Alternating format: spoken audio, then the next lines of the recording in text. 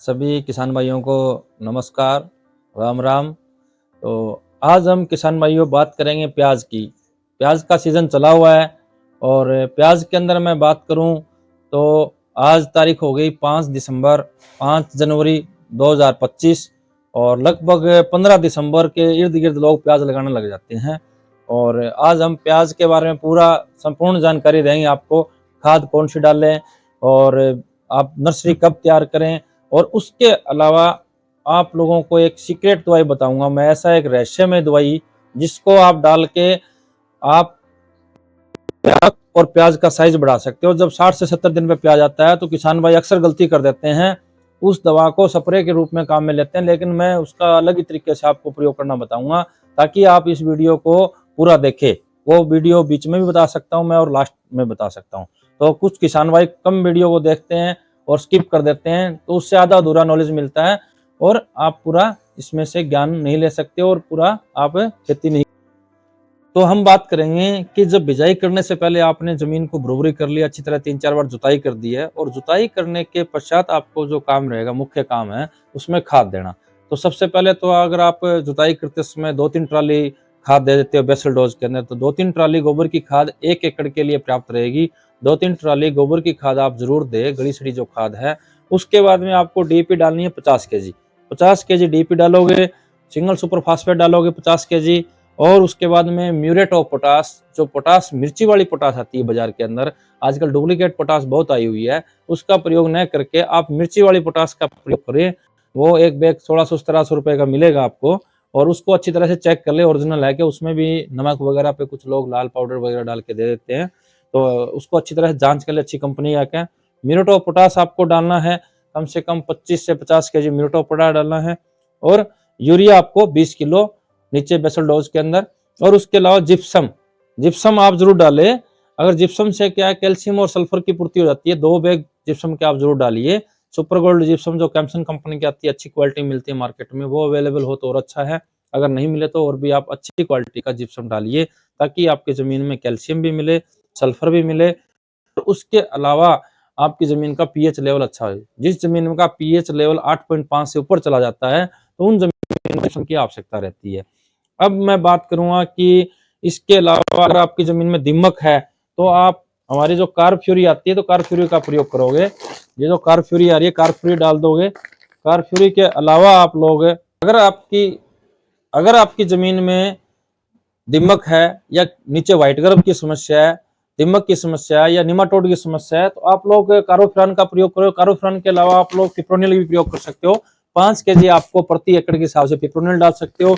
अगर ये ना मिले तो आप जो कार्टप हाइड्रोक्लोराइड आता है 5 किलो, ये डाल सकते हो। इन सब चीजों को आपको बेसल डोज के अंदर डालना है। तो इन चीजों को बेसल डोज में डालोगे। उसके अलावा आप लोग गोबर की खाद डालोगे। और फिर बात आती है प्लांट से प्लांट की दूरी कितनी रखे, लाइन से लाइन की दूरी कितनी रखे। लाइन से लाइन की दूरी की बात करूं मैं तो आप कम से कम 16 से 18 इंच का आप गैप दे ले, यानी 1.5 से 2 फुट तक का आप बीच में लाइनों में गैप दे सकते हो अगर आप मैट पे कर रहे हो तो। और नहीं तो आप प्लांट से प्लांट 4 इंच की दूरी रखे, 4-4 इंच के ऊपर ही आप पौध को लगाए, ताकि आपका ओनियन का जो साइज है वो अच्छा प्रकार से बढ़ सके और उसका आकार ले सके।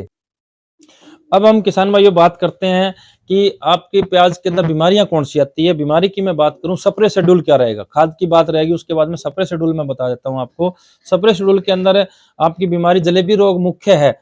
आपकी पत्तियां जलेबी की तरह गुंडी खाने लग जाएगी, टेढ़ी मेढ़ी हो जाएगी, यानी उसमें थ्रिप्स आ चुकी है। जलेबी के अलावा थ्रिप्स आती है, झुलसा रोग आता है, रूट रोट आता है। प्याज के अंदर विभिन्न प्रकार की जो बीमारियां आ जाती हैं, उन बीमारियों को हम कंट्रोल कैसे करेंगे। जब पहली सिंचाई करते हो आप 20 से 25 दिन में, पहली सिंचाई के बाद में आप बीमारियां कंट्रोल करनी स्टार्ट कर देंगे, तो सबसे पहले हमें ऐसी दवाई का प्रयोग करना है जो वेजिटेटिव ग्रोथ दे। उस टाइम में क्या 20 से 25 दिन के बाद में पौधा आपका हरा भरा हो गया, जड़ें उसकी लग गई है पनीरी की आपकी, और पौधा चलना स्टार्ट हो गया, तो उसमें एक तो सबसे पहले हम ध्यान रखें फंगीसाइड देंगे। फंगीसाइड के अंदर आप लोग ये करजट आता है ड्यूपॉन्ट का, इसका प्रयोग कर सकते हो। इसके अलावा आप टैगमिल आता है हमारे पास, मेटैक्सिल मैनकोजेब हरियाली किसान बाजार पे अवेलेबल रहता है, इसका प्रयोग कर सकते हो। ये दोनों ही अच्छा फंगीसाइड है। इसके अलावा आप एंट्राकोल का भी प्रयोग कर सकते हो। एंट्राकोल 40 ml प्रति 15 लीटर पानी में प्रयोग कर सकते हो। 50 ग्राम आप टैगमिल का प्रयोग कर सकते हो।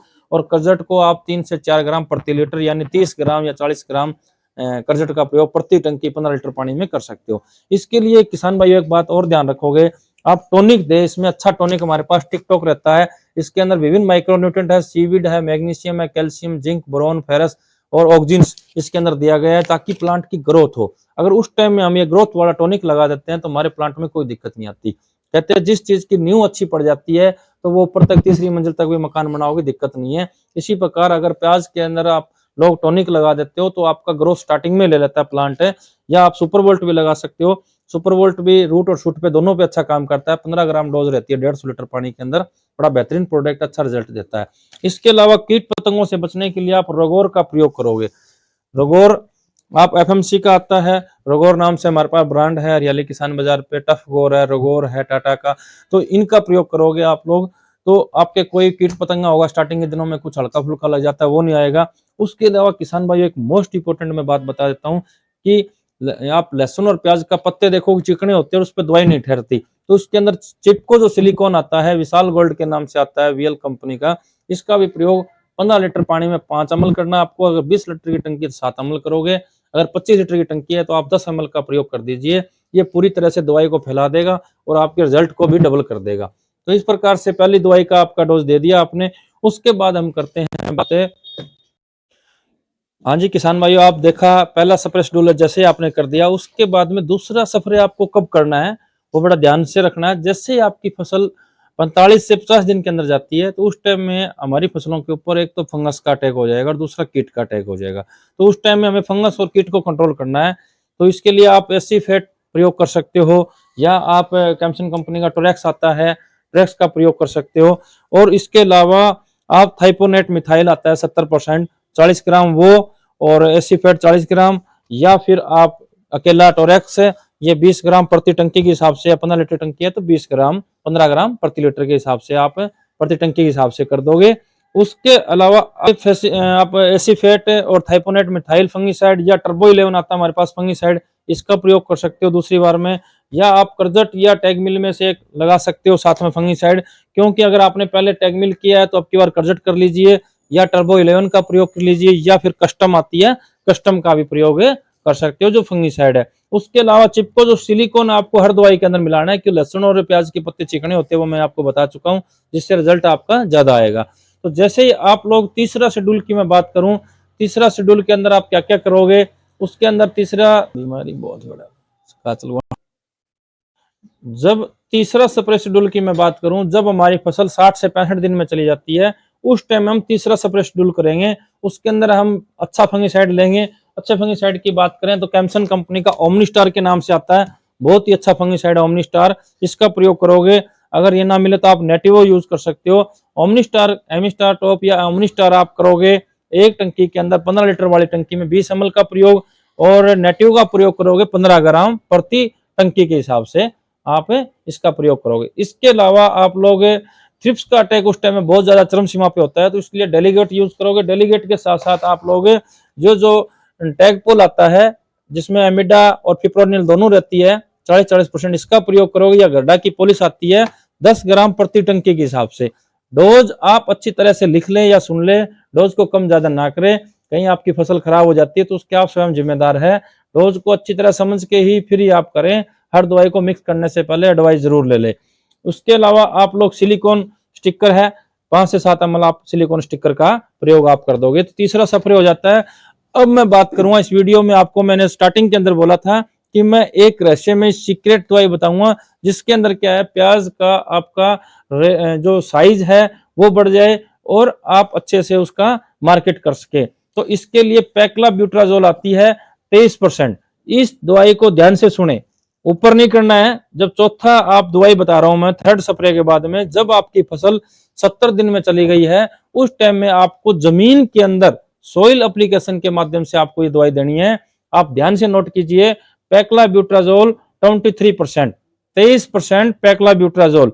उसके अलावा इसके अंदर आप गन्ने के द्वारा गुड़ तैयार किया जाता है 2 kg गुड़, और एनपीके 0050, एनपीके 0050 आप ले लें और इसकी मात्रा 2 किलो।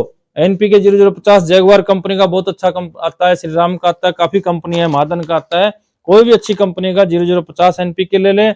और इसको साथ में अगर आपको चमक ज्यादा बनानी है तो आप इसमें बोरोन आता है, 20% बोरोन है, ये 500 ग्राम। ये एक रहस्यमय सीक्रेट है, आपको बता रहा हूं मैं, जिससे प्याज मोटा होगा और चमक आएगी, मार्केट में आते बिकेगा जब आपका 70 दिन का हो जाए। इसको 200 लीटर पानी में घोल बना ले और आपको खेत में सिंचाई के साथ देनी है ये दवाई।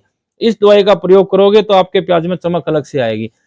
अगली बात करता हूं, अगर आपने इसका प्रयोग नहीं किया, नीचे जमीन में नहीं डाल पा रहे हो किसी कारणवश, तो 70 दिन के अंदर जो स्प्रे करोगे वो आप 13-0-45-052-34 या 13-0-45 100 ग्राम प्रति टंकी के हिसाब से, और साथ में बोरोन लोगे।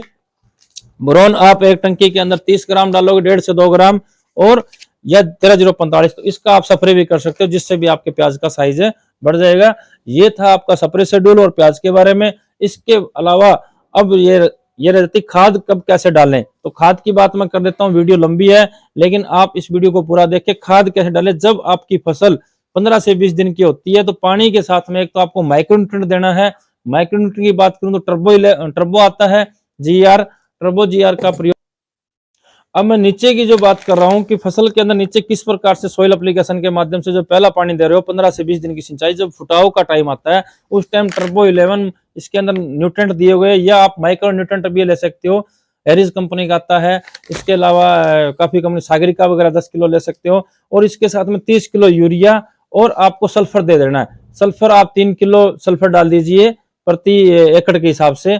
इन सभी दवाइयों को मिला के अगर आप प्रयोग करते हो तो बहुत ही अच्छा रिजल्ट आएगा। दूसरा, जब स्प्रे शेड्यूल आपका जो सॉइल एप्लीकेशन है, खाद का शेड्यूल है, वो 40 से 50 दिन में या 55 दिन के अंदर बनेगा। उसके अंदर सिर्फ माइक्रोन्यूट्रेंट डाल दीजिए आप, और माइक्रोन्यूट्रेंट के अलावा 45 किलो यूरिया।